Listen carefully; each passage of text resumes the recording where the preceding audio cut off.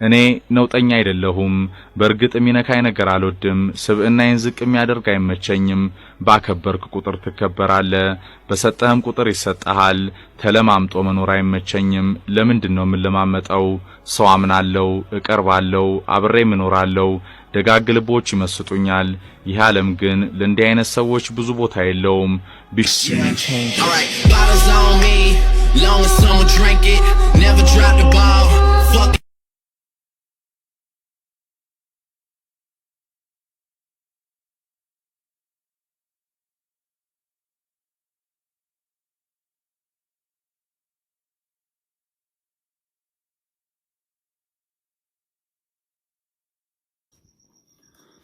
ቶክቻው ዮሐንስ በቀለ ይባላል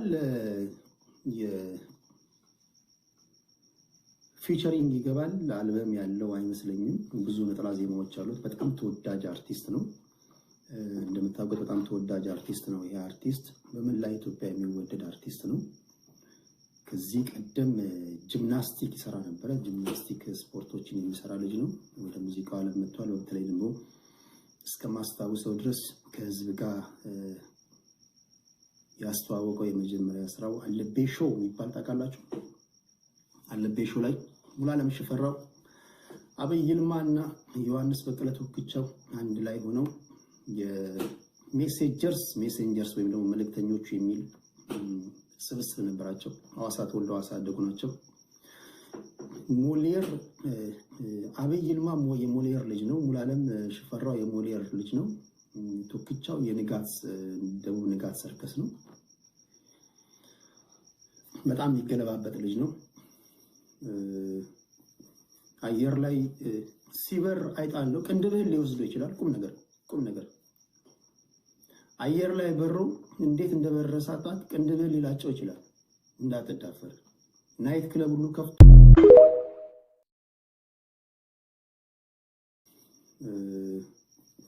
አየር ላይ ሲበር አይጣለው ቅንድብህን ሊወስዶ ይችላል ቁም ነገር አየር ላይ በሮ እንዴት እንደበረሳጣት ቅንድብህን ሊላጨው ይችላል እንዳትዳፈር ናይት ክለብ ሁሉ ከፍቶ ተገልብጦ ሲገባ ብዙ ጊዜ አምፖል የሰበረ ሰው ነው በጣም ነው የሚገለባበጠው በጣም ደፋር ነው ደፋር ሲሉ ደፋር ነው በጣም ደፋር ነው ሩሩ ነው የሚያውላሉበት ነው ቶክቻው ዮሐንስ በቀለ ከደቡብ ንጋት ወጥቶ በሜሴንጀር አርጎ በራሱ ስራ ውስጥ የገባ ጎበዝ ድምጻይ ነው በሲዳምኛ ቋንቋ በአማርኛ ይዘፍናል በኦሮምኛም እንደዚሁ ይዘፍናል ቶክቻው ማለት በኦሮምኛ ቶኮ ማለት ዋን ማለት ነው አንድ ማለት ነው አንድ ይሄ ልጅ ከበጂ የሚል ከሜሴንጀሮች ጋር ሆኖ ከኢትዮጵያ ህዝብ ጋር ተዋውቋል ሜሴንጀር የሚልም ዘፈን አለው ከዛ ልብዬ የሚልም ዘፈን አላቸው ለሶስቱ ነው ከዛ ከዜማ ላስታሶች ጋር በመሆን ቶክቻው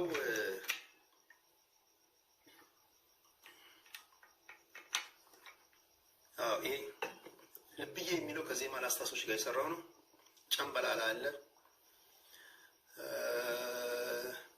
ኦሮምኛ ላይ ያምቡል ያለ ከብራኑ ተዘራ ጋር ኦሮምኛ ላይ ጅማ የሚል ሙዚቃ አለ በጣም ጎበዝ ነው የሚያወጣው ድምጽ በጣም ደስ የሚል ድምጽ የሚያወጣ ልጅ ነው በጣም ይሄ ልጅ እግዚአብሔር አሳየው አሁን ይሄ ልጅ በመላ ኢትዮጵያ የሚታወቅ ልጅ ነው በመላ ኢትዮጵያውያን የሚያውቁት አርቲስት ነው ነገሩን ሳጣራ ነገሩ የተጀመረው አንድ ዶክመንተሪ ሙቪ ላይ ሳውንድ ትራክ እንዲጫወት እሱ ሲናገር የተቆረጡ ቪዲዮዎች ይልካችሁልኛል እንዳደመጥኩት ዶክመንተሪውን ለመስራት ከአዲስ አበባ ሐዋሳ ሲመላለስ ይሄ ልጅ ለትራንስፖርት ያወጣው አጠቃላይ ለሆቴል ለምናምን ያወጣው ወጪ ከ50,000 ብር በላይ ነው ዶክመንተሪው ሙቪ ተሰርቶ አልቆ በእጁ የሰጡት 50,000 ነው ያወጣው 50,000 ነው የሰጡት 50,000 ነው ፌር ነው 50,000 አውጥ 50,000 የላበ ነው ብሎ ሲሰጡ ማለት ነው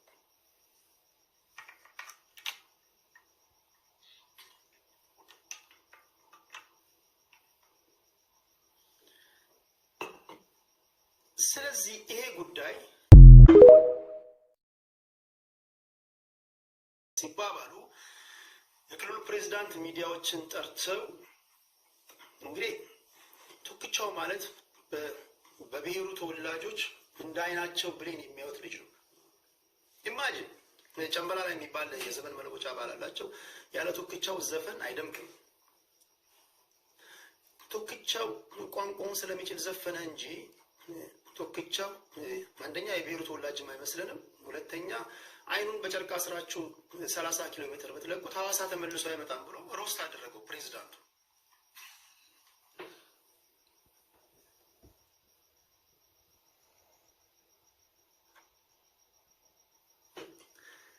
ይሄ ጉዳዩን እስከሌት አደረገው። እያባባሰው ሄደ። ቶክቻው ምላሽ ሰጠ። እንካ ሰላምታ የገቡ ብዙ ነገሮች የተባባሱ መጡ። ቶክቻው ከሰጠው ምላሽ ደግሞ ምንድን ያለው? ምን ማለት ነው?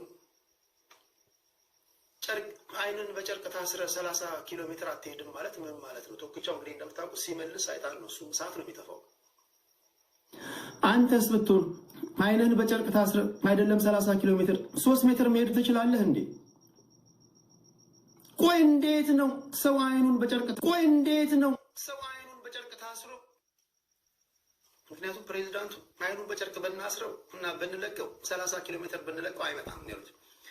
ሲጀመር ሰው አይኑን በጨርቅ ታስሮ ቢለቀቅ 30 ኪሎ ሜትር አይደለም 3 ሜትር መሄድ ይችላል እንዴ? ትክክለኛ ጥያቄ ነው። ይሄዳል። 1 ሜትር መሄድ ይችላል። 1 ሜትር ሊሄድ ይችላል። ኦኬ 30 ሜትር መሄድ ትችላለህ። ትንገዳገዳለህ። ሶ ፖይንቱ እሱ አይደለም። ለእያንዳንዱ ሪቲዋል ተጋጭቶባቸዋል ብዬ አስባለሁ። ክልል ከመሆናቸው በፊት ቃል የገቡላቸው ነገርና አሁን ያለው ነገር እየተጋጨ ይመስለኛል። እነሱም ሲያነሱ እንደምሰማው የስራ አጥነት ቁጥር አለ፣ የተቸገሩ አሉ። የክልል ከተሆነ በኋላ ራሳቸውን ተጠቃሚ ያደረጉ ባለሀብቶች አሉ። ዛሬ ልደታቸው ሲሆን ገንዘብ የሚሰበስቡ ከባለሀብቶች በግል አካውንታቸው ገንዘብ የሚገባላቸው በሚሊዮን ብሮች አሉ። በዚህ መሀል እኛ ተጎድተናል። ሲንጋፖር ታደርጉናላችሁ፣ ሲንጋፖር እናደርጋችኋለን ብላችሁ አለ ቶክቻው። ሲንጋፖር ትሆናላችሁ ብላ ድምፁን ላሰማ ይችላላችሁ። እዚህ ጋር ሪከርድ አድርጌዋለሁ ይዤዋለሁ። ሲንጋፖር ታደርጉናላችሁ እናደርጋችኋለን ብላችሁ አሁን ከሲንጋፖር ጋር የሚያመሳስለን ሲ የሚለው ፊደል ብቻ ነው። እናንተ ከባድ ተናጋሪ ነው ባካችሁ። እሳት ነው የሚተፋው፣ እሳት። ሲንጋፖር ትሆናላችሁ ብላችሁ አሁን ከሲንጋፖር ጋር የሚያመሳስለን ሲ የሚለው ፊደል ብቻ ማለችሁ። እሱ ብቻ አይደለም።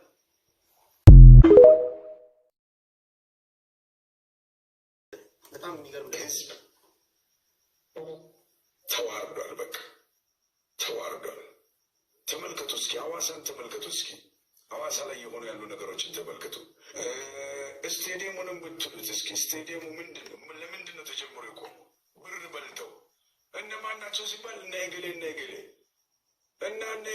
እነ ገሌ ታዲያ የታሉ ሲባል አሉ። ዘና ብለው ደረታቸውን ነፍተው በቃ ተከቦ እየሄዱ ፈገግ እያሉ በቃ እየተዝናኑ በፊት ሆኑ በምን ብቻ እየተዝናኑ አየህ። ስለዚህ እነዚህ ሰዎች ከለላ አላቸው ማለት ነው።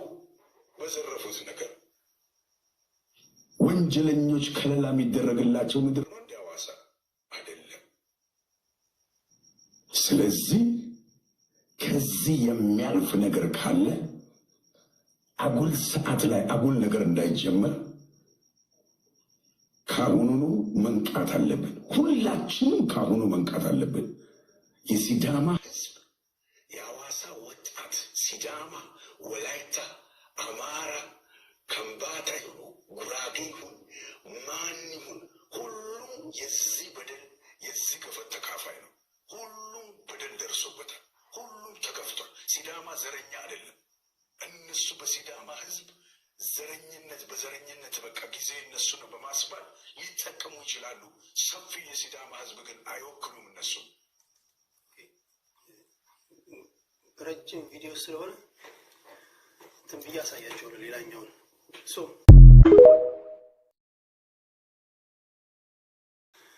የክልሉ አስተዳዳሪዎች የሰጡት ምላሽ ቶክቻው መጀመሪያ ጥያቄ ያነሳው የግሉን ጥያቄ ነበር ያነሳው። መጨረሻ ላይ ግን የህዝቡ አደረገው። መጀመሪያ ሲጠይቅ የሲዳማስ አድማጭ አጥቷል። የኔ ጥያቄ ያልተመለሰልኝም ለሳውንድ ትራክ ለሙዚቃ ማጀባ እንዲሰርቼ ይሄን ያለ የከፈላችሁ ለሌሎች የከፈላችሁ በሚል ነው የተነሳው። መጨረሻ ላይ ግን የህዝብ አደረገው ይላሉ። ኦኬ ፖይንቱ ምንድነው? አብዛኛው ወጣት ግን የግሉንም ያርግ የህዝቡንም ያርግ አብዛኛው ወጣት አሁን እንደሚታየው የቶክቻውን ሀሳብ ግን ይገዙታል ብዬ አስባለሁ። ስለዚህ ስለ ቶክቻውና ስለተፈጠረው በክልሉ ስለተፈጠረው ነገር ምንድነው የታዘብከው ላላችሁኝ ይሄን ነው የምለው። ይሄ ጉዳይ ወዴት ሊያመራ ይችላል? ንግግሮቻቸውን ስታደምጡ ከክልሉ አስተዳዳሪዎች ጋር በተቃራኒ የቆሙ ታጋዮች ጉዳያቸው ለፌዴራል መንግስት ያስታውቃሉ እንጂ ከፌዴራል መንግስት ጋር ሲላተሙ አላየኋቸውም። ምናልባትም ይሄ የብልጠት አካሄድ ይመስለኛል። የብልጠት አካሄድ ማለት ከፌዴራል መንግስት ጋር ከተላተሙ የፌዴራል መንግስቱ ከክልሉ አስተዳዳሪዎች ጋር ተደርበው ዱላ ሊያወርድባቸው ይችላል። ስለዚህ ለጠቅላይ ሚኒስትሩም ደብዳቤ ይጽፋሉ፣ ለጠቅላይ ሚኒስትሩም ወኩልን ይላሉ። እኛ ጉዳያችን ከክልሉ አስተዳዳሪዎች ጋር ነው እያሉ ይናገራሉ።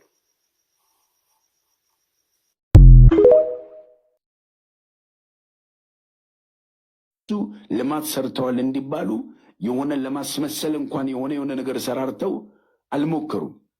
ለነሱ ለስማቸው ነው። በቃ ለግለሰቦች ለሰዎች ብር በመስጠት ለስማቸው ነው እየታገሉ ያሉት።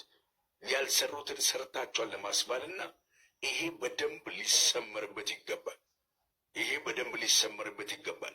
ማንም ተነስቶ እንዲህ ናቸው ቢላቸው አይደሉም። በቃ ይወርዳሉ ነው ካላስ ሌላ ምንም አይነት ነገር የለም።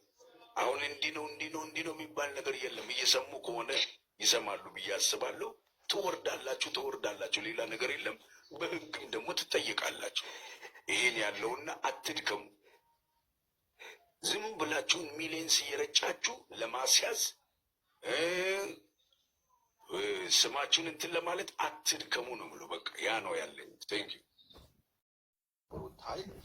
እነዚህ ሰዎችን ነው ያመጣቸው። ምክንያቱም በወቅቱ ከነሱ ጋር ሲሰሩ ስለነበረ አብሮ ሲሰሩ ነበረ፣ አብሮ ሲሰልሉ ነበረ። የሚሰልል እየሰለለ ጎሳ የሚያደራጅ ጎሳ እያደራጀ በጎን በሁለቱም እየረዷቸው ሲዳማን ለመለያየት እየሞከሩ ግጭት የሚፈጥሩትም ግጭት እየፈጠሩ የክልሉን ትግል ይዘቱን እና አይነቱን እየቀየሩ የነበሩበት ነው። እኔ ትግሉን መሀል ሆኜ በደንብ አድርጌ ስመራ አብሮ ስለነበረ አውቃለሁ። በደንብ አድርጌ ነው በወቅቱ የነበረው። ሚዲያ ላይ አለመውጣት ሌላ ጉዳይ ይሆናል በሰፊው፣ ግን በደንብ አድርጌ ነው በየአቅጣጫው ያለውን በወቅቱ አውቀውና፣ ስለዚህ በሁለት ጎን ነው ሲሰሩ የነበሩት። ግጭቶችንም ትግል ውስጥ ክፍፍልም እንዲፈጠር እኛ ውስጥም ሰርጎ ገብ በማድረግም እንዲሁም ደግሞ ጎሰኝነት በማደራጀት ሲሰሩ የነበሩ ኃይሎች ናቸው። ዞን ጊዜ እኛ ስንታሰር ዞኑን ተቆጣጠሩት ማለት ነው። ልክ እንደተቆጣጠሩ ነው ኢንቬድ እንዳደረጉ ነው የሚቆጠረው። እነዚህ ተቃዋሚ ኃይሎች ልክ ዞኑን ሲያገኝ እንደ ትሬዠር ነው ያሰቡት። በቃ ያላሰቡት ጠፍቶ የተገኘ ምንድነው ልክ እንቁ ነገር ከመሬት ልክ እንደባለፈው መርኩሪ የጠፋው እንዳገኙ ነው ያደረጉት። ትንሽ እንትን ነበረ፣ ጸጥታ ችግር ነበረ፣ ህዝቡ ሲቃወማቸው ነበረ የተወሰነ ደረጃ። እሱን እንደ እኛ ታስረናል ያ ህዝቡ እንቅስቃሴ በአንድ ጎን እያዩ ግን በእርግጥ በኃይል ዘርፎ መውጣት ነው በወቅቱ ያሰቡት። ስለዚህ እነሱ ክልልነት ሲዳማ ክልል ሆኖ ክልል እንመራለን አይደለም ያሉት። ክልሉን ለመቀልበስ ስለመጡ የዘረፉትን ዘርፎ ክልል ቀልብሶ ደቡብ ውስጥ ትላልቅ ስልጣኖች ለማግኘት ነበረ ያሰቡት። ነገር ግን ያ ነገር አልተሳካም።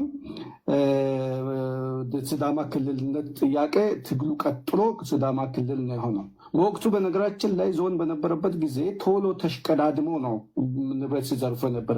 ያኔ ነው እነሱ ሚሊዮነር የሆኑት። አሁን ወደ ቢሊዮነር ነው የተሸጋገሩት። ሚሊዮነር የሆኑት ያኔ ነው። ያኔ ነው ሙሉ አጠቃላይ ለልማት የመጡ ብዙ ነገሮችን ዘርፈው ያን ኢቭን ይሄ ምንድነው ይሄ እርሻ የሚታረስበት በኤስዲሲ የመጣው ሁሉ በብዙ ሚሊዮን አውጥቶ እስከ መሸጥ ድረስ ከትምህርት ቢሮ አውጥቶ ኮንትሮባንድን ሙሉ በሙሉ ተቆጣጥሮ ኮንትሮባንዶችን ሙሉ በሙሉ እንትን አድርገው ከመዝረፍ ማፈልፊያ ወደ 18-19 ፍቃዶችን ሰጥቶ እያንዳንዱ ፍቃድ በርካታ ሚሊዮኖችን መሰብሰብ እንዲሁም ማፈልፊያ ውስጥ ሼር መውሰድ የቡና ማፈልፊያዎች ሁሉ ነገር ዘርፎ በቃን በቃ አሁን ከተባረርንም ክልል ከሆነ በኋላ ከተባረርንም በቂያችን ነው ብሎ ሲያስቡ አንዳንድ ጊዜ ሚሊዮኖች እጅ ውስጥ ሲገባ ሌላ ሚሊዮን ያምራል። ከዛ ባላቸው ባስገቡት ሚሊዮን ጉቦ መስጠት ጀመሩ፣ መንቀሳቀስ ጀመሩ። ከዛ ሲዳማ ክልል ሆነ። ክልል ሲሆን ደግሞ ክልሉን መምራት አማራቸው። ተንቀሳቀሱ በዛ ገንዘብ ብዙ ጉቦዎችም ወደ ፌዴራል ውስጥ የሚሰሩትም ሰጡ።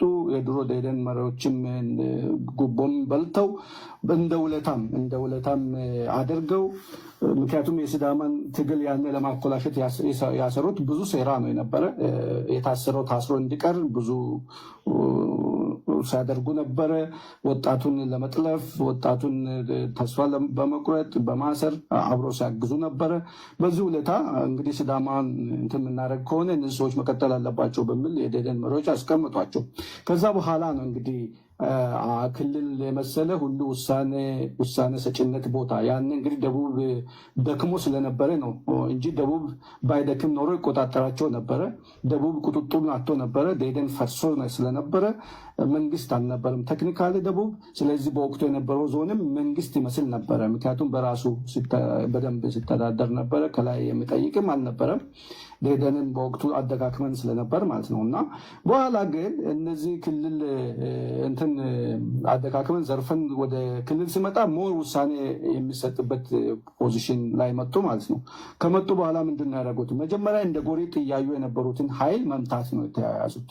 በደንብ አድርገው ያነ ትግሉ ጊዜ ያውቃል ማን ጠንካራ እንደነበር ማን ነገሮችን እንትን እንደምን ከእያንዳንዱ ከወረዳ አንስቶ እስከ ሐዋሳ ድረስ ያሉትን ወጣቶችን ያውቃሉ። ስለዚህ እነዚህ ወጣቶችን ጠምደው እነሱን እንትን ካደረጉ በኋላ እስር ውስጥ ያሉት እንዳይፈቱ ከተደረገ በኋላ ለዝርፊያ በቃ ሙሉ ስኳድ ነው የገቡት፣ ቡድን ተደራጅቶ ማለት ነው። እንግዲህ ለ6 ዓመታት ዘረፉ። 6 ዓመታት ሙሉ ሲዘርፉ እንደ አንዳንድ ጊዜ እኮ እንዳይታወቅ ብሎ የተወሰነ ልማት የሚታይ ልማቶች የሚታዩ ነገሮች አንዳንድ ጊዜ ተስፋ የሚሰጡ ነገሮች እንኳን ለህዝቡ ባያስቀምጡ ይሄ ሁሉ ችግር አይመጣም ነበረ። 6 ዓመት ሙሉ የዘረፉትን መጀመሪያ ዞን ጊዜ 6 ዓመት አይደለም 7-8 ማለት በዞን ጊዜ ከነበሩበት ጀምሮ ማለት ነው። እና ያንን ለመሸፈን ስሉ ሰዎችን እያሰቃዩ ምን እያሉ ከዛ ሙሉ በሙሉ ክልሉን እነሱን በሚመስል ኃይል ብቻ እንዲደራጅ በማድረግ ከኛ መሀል ሆኖ እነሱ ጋር ሲሰሩ የነበረውንም አብሮ በማድረግ ነው ዝርፊያ የተጀመረው። ቀላል አይደለም። በነገራችን ላይ ይሄ ስለ ዝርፊያ ስለምናምን ሲወራ ስለዚህ ክልል ሲወራ ሰው ዝም ብሎ ተራ ነገር መስሎት ያያልና አይደለም፣ በፍጹም አይደለም። እነዚህ ሰዎች በህዝቡ እንደ ትሬዥር የገዟት ክልል ሙሉ በሙሉ ያለው ሪሶርሶችን በተለያየ በየዘርፉ ከተቆጣጠሩ በኋላ ሲስተም ውስጥም እነሱን የሚመስል ኃይል ካደረጉ በኋላ ነው ወደ ውጭ መውጣት። ደረጃው ግራጁዌት እያደረገ ከሰላማዊ ግራጁዌት እያደረገ ዞር እያለ የጸጥታ ክራይስ ይሆናል። ይሄ ጸጥታ ክራይስ ከመሆኑ በፊት ሁሉም ቦታ ተዋግተን አንሆንም። ሁሉም ቦታ ጠመንጃ ተይዞ አይሆንም። ሁሉም ቦታ እቁ ተብሎ አይሆንም። ሁሉም በቀላሉ መመለስ ያለበትን ፍቅር ካልያዛቸው የጥቅም እንትን ካልያዛቸው ጥቅም የተያዙት ጥቅም እያያዙ ፖለቲካው አደጋ ውስጥ እንዲገባ የሚፈልጉ ኃይሎች ከሆኑ ያደርጉበት። ነገር ግን ይሄ ነገር አደጋ መሆን የለበትም የሚል ካለ በራሱ በገዢው አካባቢ እነዚህ ኃይሎችን እንዳመጣ ይዞት ይሄድ። ምክንያቱም ሲዳማ አይደለም ያመጣቸው፣ ራሱ ነው ያመጣው። ከላይ ነው የተሾመው፣ ከላይ ያንሳቸው። ምክንያቱም እኛ ፈልገን ወደን የመረጥናቸው አይደለም።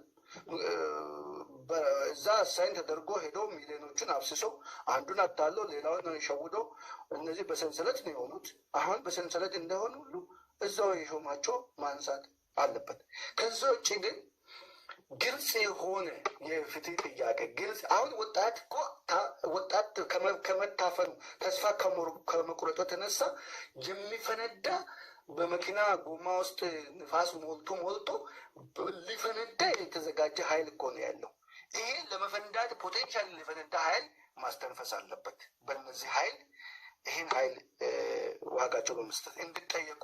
ይህ ኃይል ካልተጠየቀ በነገራችን ላይ ሌላም ጋር ተመሳሳይ ዝንባሌ ነው የሚኖረው። እስከ መቼ ነው እነዚህ ጋንግስተሮች ህዝቡን እያደሄዩ የሚኖሩት? ባይዞ እኛ ክልል ብቻ እኮ አይደለም፣ ሁሉም ጋር እኮ ነው። እኛ ክልል ያለው የጫፍ የወጣ ስለሆነ እነዚህ ሰዎች ቢሊዮነር ስለሆኑ በቢሊዮኖች ነገሮችን አሰቃይቶ ሸፍኖ ስለሆነ አሁን ሲወጣ ትንሽ በጣም ለሁሉም በሚታወቅ መልኩ ስለወጣ ነው እንጂ ሁሉም ጋር አለ። ግን ይሄ ነገር አንዳንድ ጊዜ ምን ያደርጋሉ መሰላችሁ? እነዚህ ሰዎች ፈሪዎች ይሆናሉ። አንዳንድ ጊዜ ፌደራል ራሳቸው በአግባቡ መያዝ ያለባቸው ነገሮች በአግባቡ ከህዝቡ ጋር ስላልያዙት የማይፈራ ነገር ይፈራሉ። እነሱም ሁሉ ብዙ ቦታ በሌብነት ስለተያያዙ ምንድን ነው የሚያደርጉት? እነሱ ሄዶ እዚህ ጎሳ ምናምን ቀዝቅዞ የተወሰነ ነገር አድርጎ ህዝቡ ያምጻል እኛን ካነሳችሁ ይላል። ግን አንድ ሰው የሚያምጽል እነሱ በተነሱ ሁለተኛ ቀን ምናልባት እርግጠኛ ነኝ ርችት ህዝቡ ወደ ቀይጣላ የሚወጣ ይመስለኛል። ቀይጣላ ብቻ ሳይሆን ተራራ ወጥቶ ወይ ነንጃ የሆነ ክልል ካገኘበት ቀን በላይ እንደሚያከብሩ ይመስለኛል። እርግጠኛውን ይሄ ነው ማውራ። ይሄ በቃ ይሄ ቅረጹት፣ እንዴት እንደሚሆን ታዩታላችሁ። በዛ ደረጃ ህዝቡ እልልታ ወይ የሆነ በቃ እስከ እርግጠኛውን ይሄ ነው የምላችሁ። ይሄን ነው የሚለው። ግን እነሱ ምንድን ነው የሚያደርጉት? የሆነ 3 እና 4 ቤት ሄደው ቀስቅሰው 4 5 ሽማግሌ ጠጅና እንትን ገዝተው ጓደኞቻቸውን እንትን አስደርገው ብርና በል ከፍለው በቃ የሆነ ከየጣላ እክልን የነካ እንደዚህ ይሆናል ብሎ ኦኬ ሲዳማ እንደዚህ እኮ እንትን ተከፋፍለው ይሄ ከተነካ እንደዚህ